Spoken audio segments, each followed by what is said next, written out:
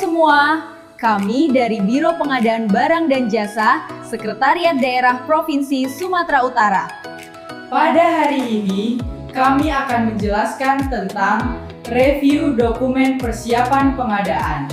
Review dokumen persiapan pengadaan merupakan proses penelaahan oleh Pokja Pemilihan atau pejabat pengadaan terhadap dokumen yang disusun oleh PPK sebelum proses pemilihan penyedia.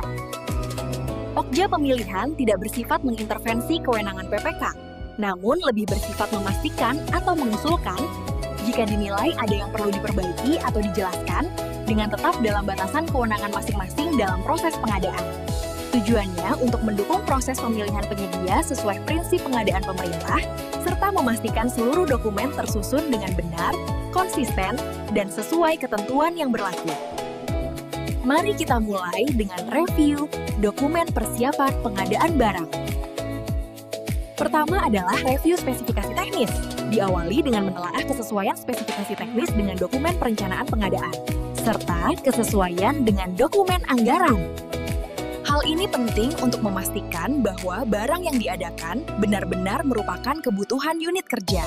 Selanjutnya, menelaah spesifikasi, kualitas, atau mutu barang. Pada bagian ini perlu diperhatikan karakteristik teknis barang seperti ukuran, bahan, bentuk, maupun komposisi. Selain itu, perlu ditelaah kriteria kinerja produk atau output performance.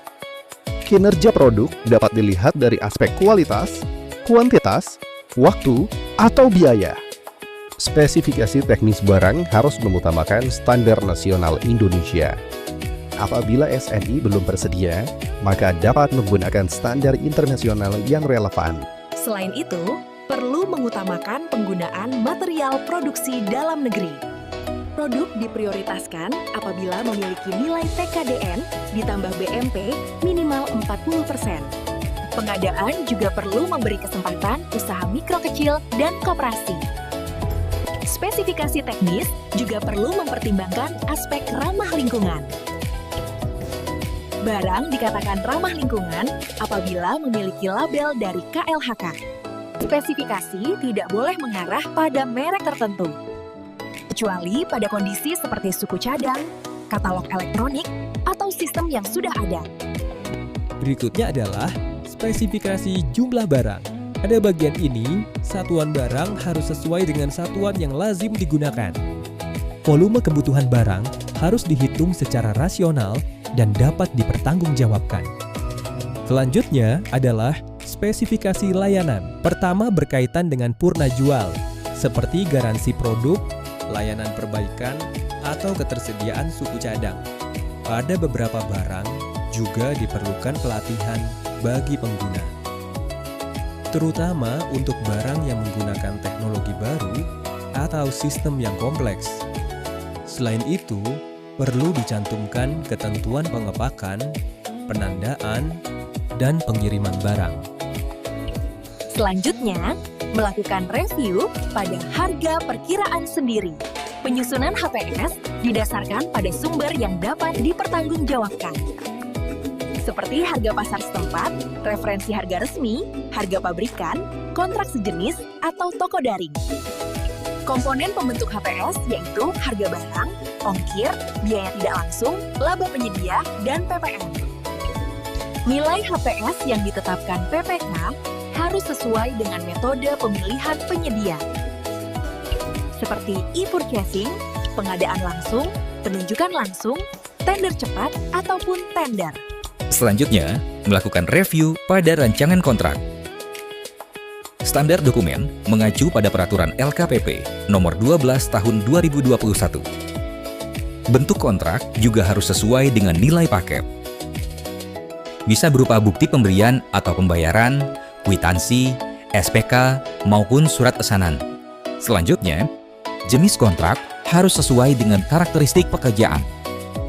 Apakah dalam bentuk kontrak lamsam, harga satuan, gabungan lamsam dan harga satuan, atau kontrak payung.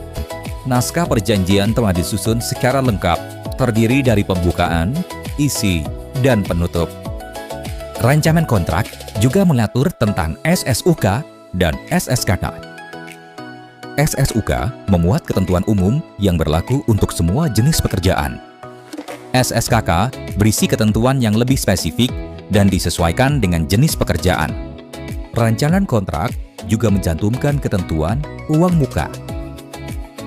Berikutnya, melakukan review pada dokumen anggaran belanja. Sumber pendanaan telah mencukupi dan ditetapkan secara sah dalam dokumen anggaran. Kemudian, melakukan review pada rencana umum pengadaan.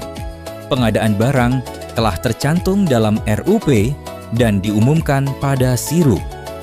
Berikutnya, melakukan review spesifikasi waktu. Jadwal pelaksanaan pengadaan harus dapat diselesaikan sebelum penggunaan barang. Selain itu, melakukan review analisis pasar.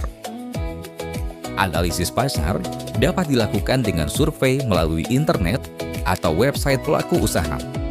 Demikian penjelasan mengenai review dokumen persiapan pengadaan barang. Semoga bermanfaat.